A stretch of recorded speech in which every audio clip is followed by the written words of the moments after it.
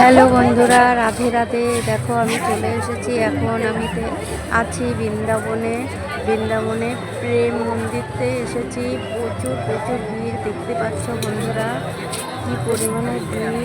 আর শীতের মধ্যে গরমও লাগছে। আর বন্ধুরা, আমি তো এসে গেছি, তোমাদেরও বলছি তোমরা জীবনে কিছু করো আর না করো, যদি বৃন্দাবনে আসো প্রেম মন্দিরটা একবার অবশ্যই আসবে। প্রেম মন্দিরটায় আসলে মনে হচ্ছে জীবন সার্থক হয়ে গেছে। এত সুন্দর পরিবেশ আর এত বড় এরিয়ার মধ্যে প্রেম মন্দিরটা বানানো।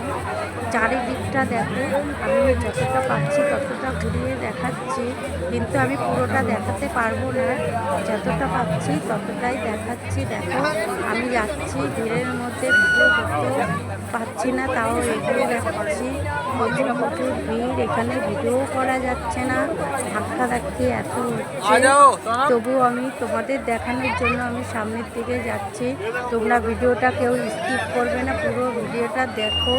আর দেখলেই তোমাদের মনে হবে যে একবার বৃন্দাবনে আসি, প্রেম মন্দিরে ঘুরে আসি। আর প্রেম মন্দিরে আসলেই মনে হয় জীবন আমার সার্থক হয়ে গেছে।